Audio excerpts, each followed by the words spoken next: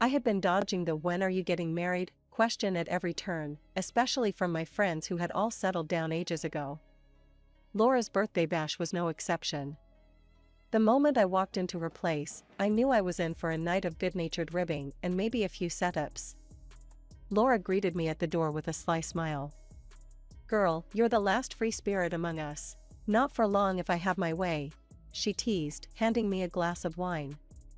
Inside, the room buzzed with our usual crowd, loud and lively. Laura had a knack for throwing great parties, and tonight was no different. I mingled, laughed, and dodged marriage questions like a pro. Then Laura pulled me aside, a mischievous glint in her eye. "Listen, I've got someone I want you to meet. Tom, he's a friend of Mike's. Trust me, okay?" She didn't wait for my answer, just dragged me across the room to where a guy was standing by the window, looking out. Tom turned as we approached. He was sharply dressed, which made him stand out even more. "Tom, this is my friend Chloe I was telling you about," Laura said with a wink.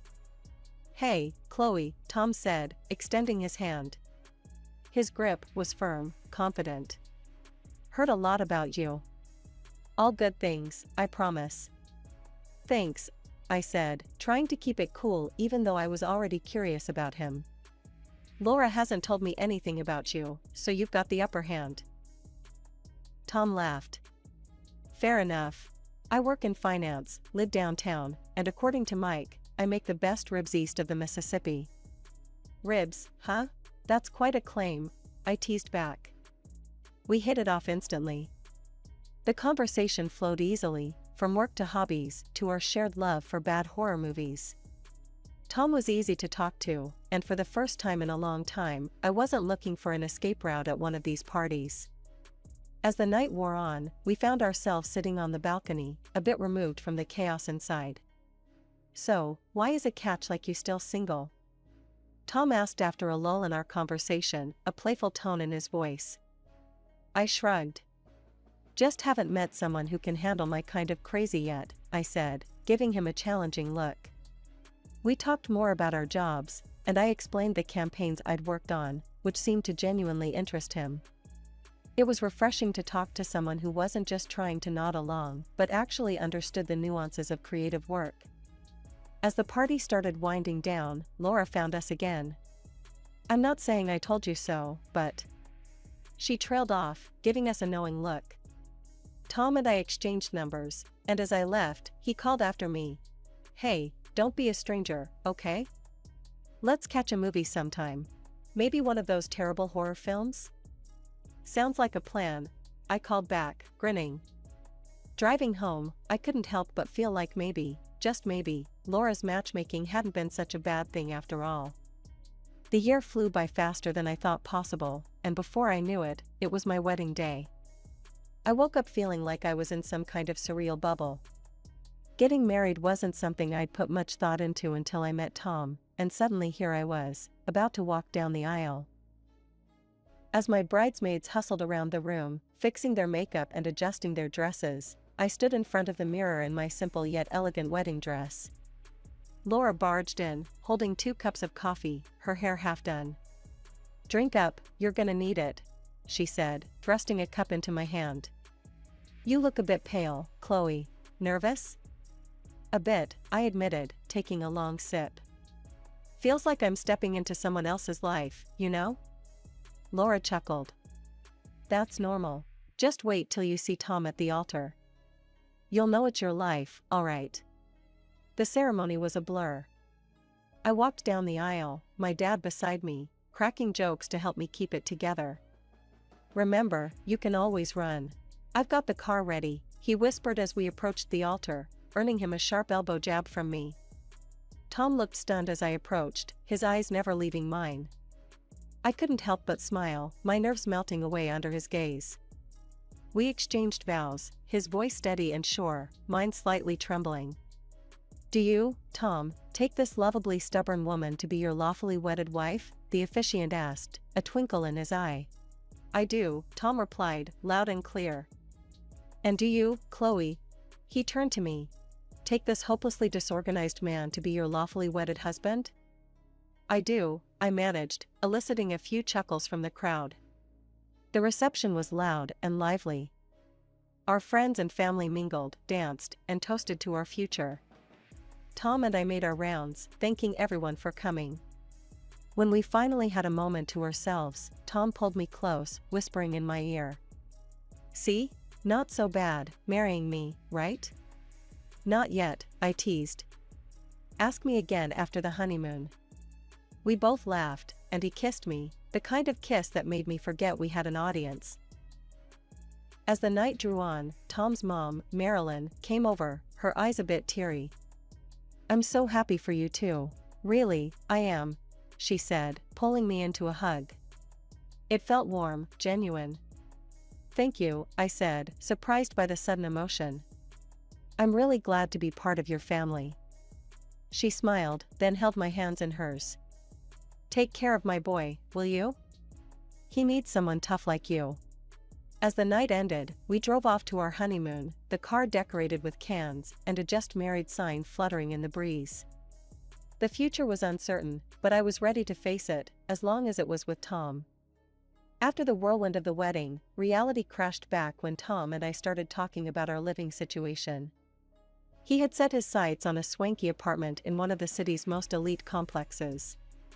"Chloe, you should see this place," he gushed one evening as we browsed listings. "Top floor, killer view, and a balcony that's practically another room." I scrolled through the photos on the tablet, my eyebrows climbing higher with each swipe. "Tom, this place is gorgeous, but the rent's outrageous. Why don't we look at something a bit more reasonable?" He flicked away my concerns with a wave of his hand.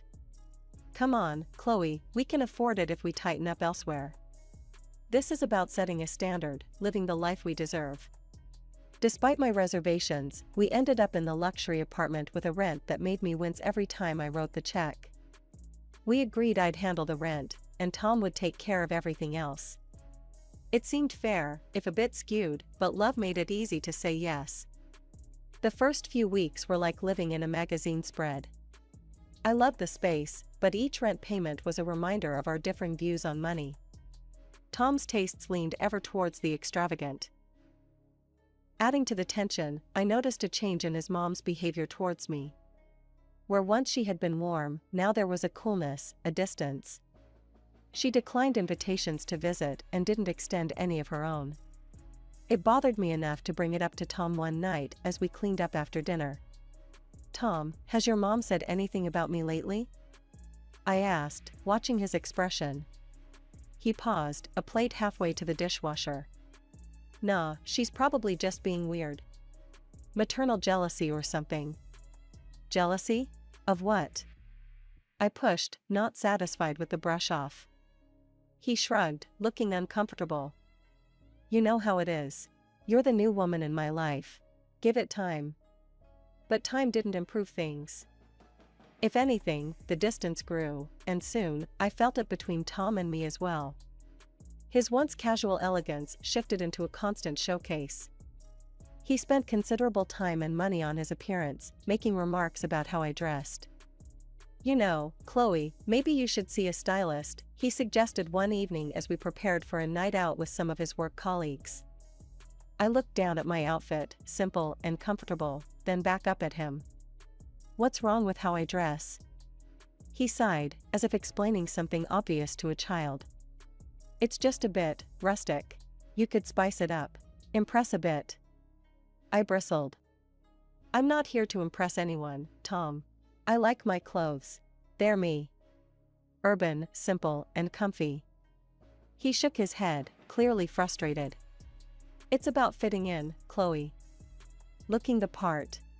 That night, as we mingled among Tom's stylish colleagues, the air between us was tense. I caught him several times looking at me, his gaze critical. It stung, and the night ended with us driving home in silence. The glossy image of our life that Tom curated for social media was miles apart from the reality that simmered between us.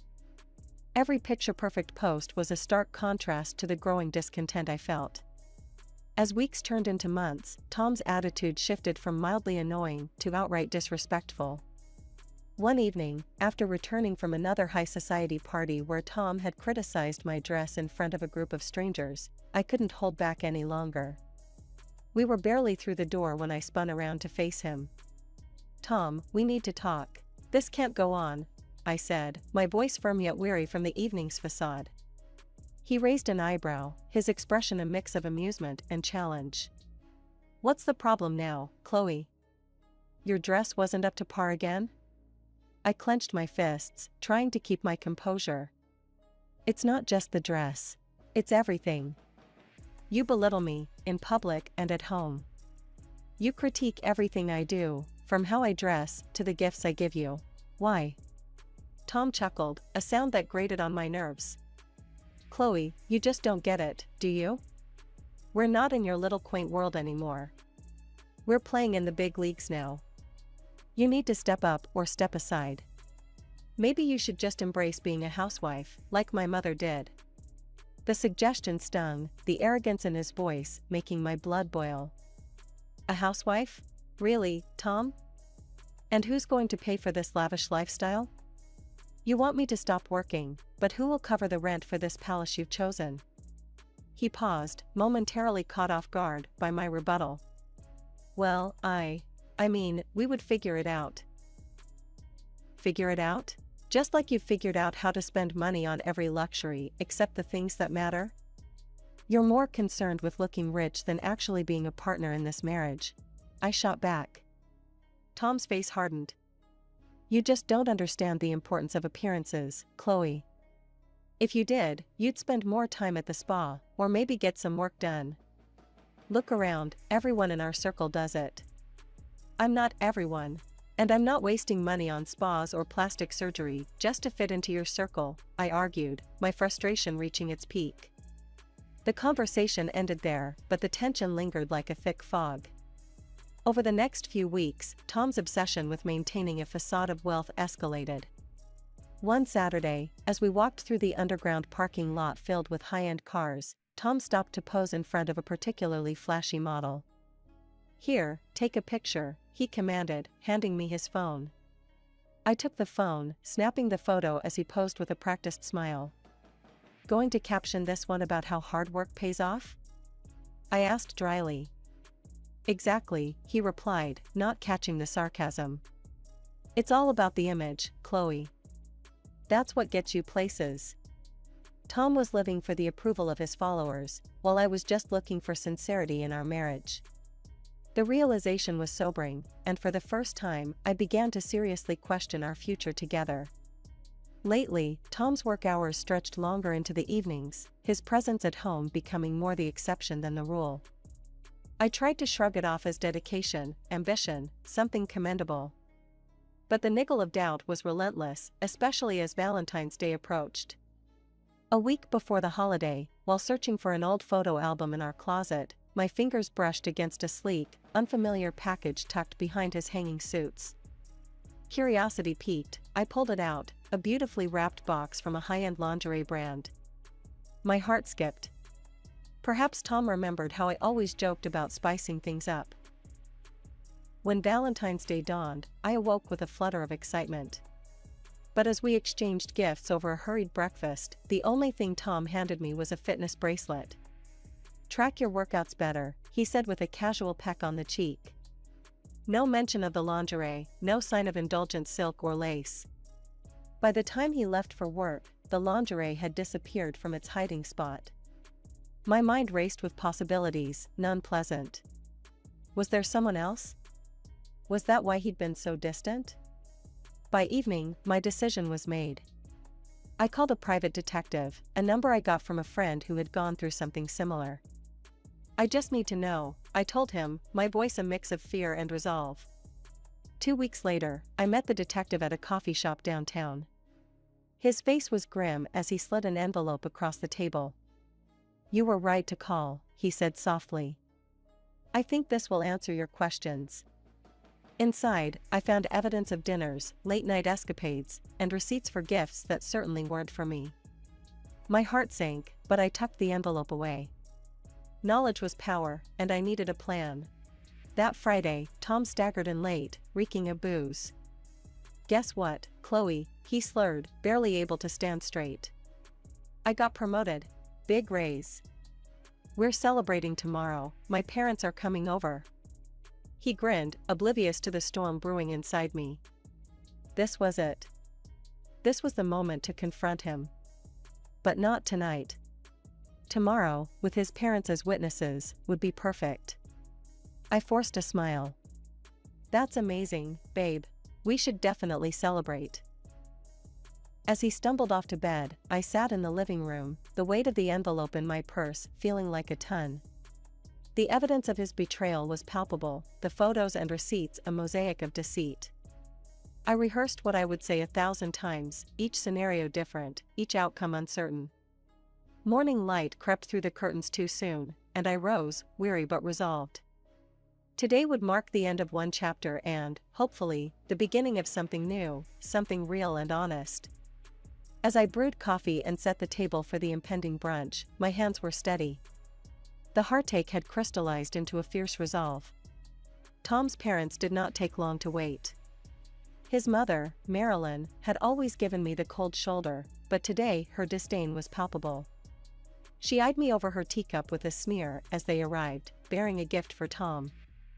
Here, son, Marilyn said, handing over a beautifully wrapped package. We thought you'd appreciate this. Tom unwrapped the gift, a sleek notebook embossed with his initials in gold. Wow, this is classy. Thanks, Mom, Dad, you guys really know what I like, he beamed, clearly pleased. The atmosphere was strained as we sat down. Tom was oblivious to the undercurrents, chatting away about his new role at work. I could barely keep my composure, knowing what was coming. As the small talk ebbed, I saw my opening. I handed Tom a smaller, plainly wrapped package. I got something for you too, I said, my voice steady. He weighed it in his hand, his smirk telling me he expected something substantial. Hope it's not another one of your quirky gifts, Chloe, he laughed, tossing the package into the trash without opening it.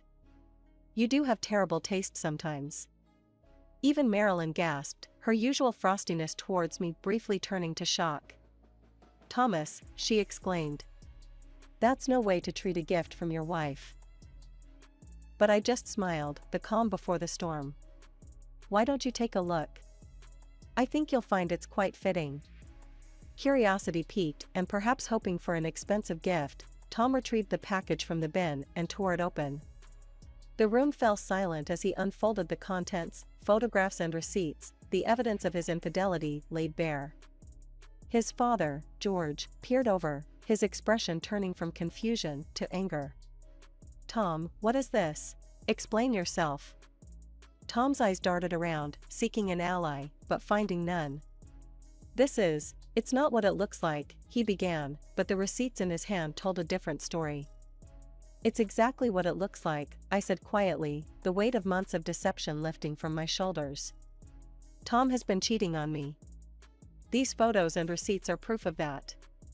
Marilyn, ever the matriarch, took charge, her voice icy. We need to discuss this, now. Tom tried to defend himself, his words a jumble of excuses and blame. Chloe never understood me. She didn't give me what I needed. It's not all my fault. Marilyn turned to me, her eyes softer than I had ever seen. Chloe, I'm so sorry. I didn't know this was happening. You don't deserve this. We will support whatever decision you make. The words were surreal, coming from her. Thank you, I managed. I think it's clear what needs to happen. We need to get a divorce. The room was heavy with disappointment and betrayal as Tom's parents digested the news. George spoke up, his voice heavy. Son, you've not only dishonored your wife, but disgraced us as well. I need some time, I said, my voice firm despite the chaos. I'll be in the bedroom packing some things. Each item I placed in the suitcase felt like I was closing a chapter of my life, one filled with deceit and misplaced trust. When I was almost done, I stood at the threshold of the bedroom, suitcase in hand, and addressed everyone still gathered in the living room. From today, Tom will be responsible for the rent of these apartments, not me, I declared, my voice echoing with a mixture of relief and resolve. Tom's face turned ashen, his earlier bravado evaporating in the face of reality. Marilyn looked at him with widened eyes. "You haven't been paying the rent, Thomas?" Before he could respond, I cut in. "I paid every single month, along with groceries and most other bills." Marilyn's gaze shifted between Tom and me, a realization dawning on her. "All this time, you lied about Chloe? We thought she was just spending your money." Her voice broke with the weight of her words. "I work at the advertising agency, and I have a good salary," I said, looking directly at Marilyn, who seemed genuinely taken aback. "It's Tom who has been reckless with money." At that, Marilyn's composure shattered. She stepped forward, her eyes blazing as she faced her son. "You ungrateful, spoiled fool," she yelled, her voice trembling with anger and hurt. "Chloe is nothing but hardworking and kind, and you have failed her." George joined in, his tone harsh and unforgiving. "Foolish boy. We didn't raise you to be this way. I should have been stricter with you when you were younger." The room was charged with emotion, the air thick with the bitter scent of disillusionment. While Tom's parents continued to berate Tom, I zipped up my suitcase and moved towards the door. The finality of my actions was liberating, yet heavy with sorrow. As I reached the doorway, George called out to me. "Chloe, we're so sorry. We didn't know. We're going to make sure he learns from this. We might even need to reconsider his inheritance if this is how he conducts himself." I stepped out of the apartment, the door closing behind me with a soft click that seemed to resonate with finality. The cool corridor outside was a stark contrast to the heated atmosphere I'd left behind. Life after the divorce felt like stepping out from under a heavy shadow. I moved into a smaller, more modest apartment, the kind that felt cozy rather than cavernous. The walls didn't echo with past arguments or the hollow pretense of a life spun for social media. Here, I could breathe, decorate with simple tastes, and sleep soundly knowing I was living within my means. Since the split, I received monetary compensation from Tom and his mistress, a bitter reminder of their deceit that somehow felt like cold comfort. It was money I used judiciously, saving for a future that was all mine to shape. At work, I threw myself into new projects, earning a well-deserved promotion that came with a better office with a view of the city skyline that felt earned, not purchased. Despite everything, life settled into a rhythm that was quietly fulfilling. One quiet Saturday, as I was watering my plants, a new hobby that filled my home with greenery and life, my phone rang. It was Marilyn, Tom's mother.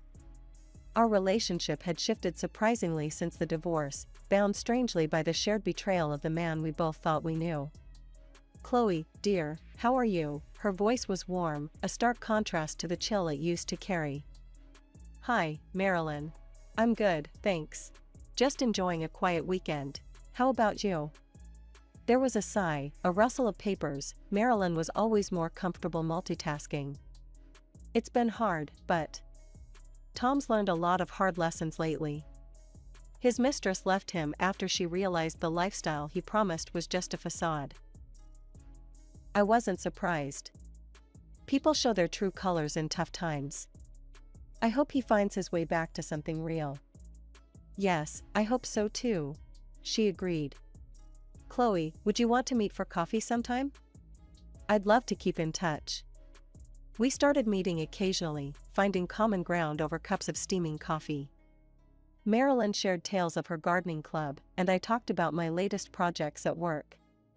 It was strangely healing, building something new from the ruins of something so broken. As I moved forward, my goals became clearer. I was saving up, hoping to buy my own place outright. The dream of a mortgage, a place truly mine, was close enough to make my heart race with excitement and fear all at once. On one such coffee date, as autumn painted the city in hues of orange and gold, Marilyn and I sat in a quaint cafe, its windows fogged slightly by the crisp air. "You've done well for yourself, Chloe," Marilyn said, stirring her coffee thoughtfully. "You're really an inspiration." "I'm just living my life, Marilyn. No need to impress anyone but myself now," I replied, taking a sip of my latte. "That's exactly why you're inspiring. After everything, you're still you. Just happier, stronger." I thought about her words. Stronger, yes. Happier, definitely. The freedom to be myself, to build a life not defined by someone else's standards, was liberating. As we chatted about mundane things, the future felt less daunting. I wasn't just surviving, I was thriving, fueled by my own accomplishments and the simple pleasures of a life lived authentically.